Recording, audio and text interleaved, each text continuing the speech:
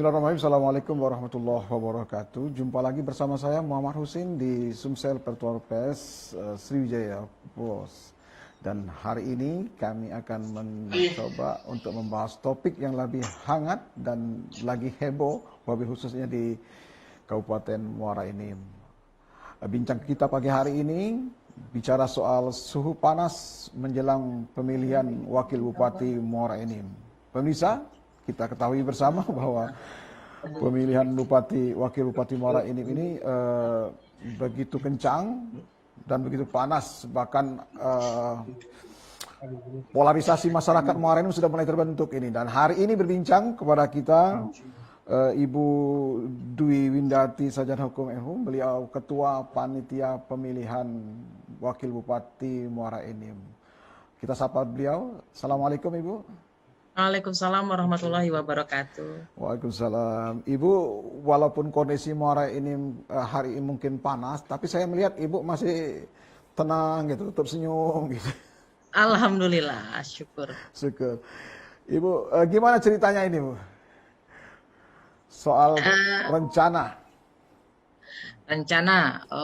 Terkait dengan pemilihan wakil bupati pengganti antar waktu. Ya. Untuk masa jabatan 2018-2023. Hari ini insya Allah Banmus akan memutuskan jadwal pemilihan.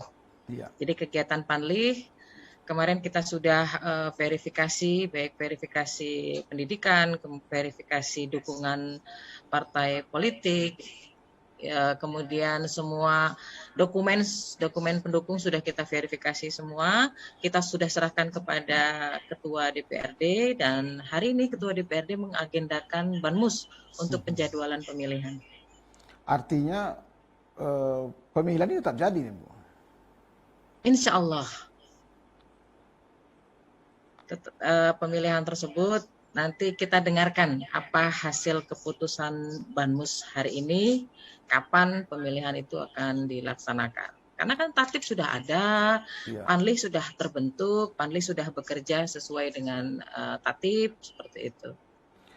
Dan tinggal menunggu penjadwalan dari Banmus. Baik. Kalau kita lihat perkembangan terakhir ya, Bu, ya, bahwa pemilihan bupati ini kan ada pro dan kontra. Kemarin ada demo tandingan lah di DPRD Muara Enim. Kemudian 2 hari yang lalu disusul di Kementerian Dalam Negeri Jakarta.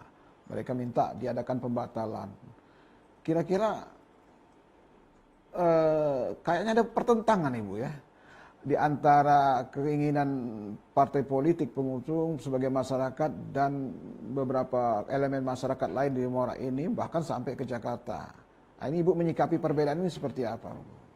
Ya, kita menghormati, menghargai segala bentuk perbedaan karena kita hidup di ranahnya demokrasi. Demokrasi, betul. Iya, jadi kita menghargai semua apapun bentuk perbedaan itu.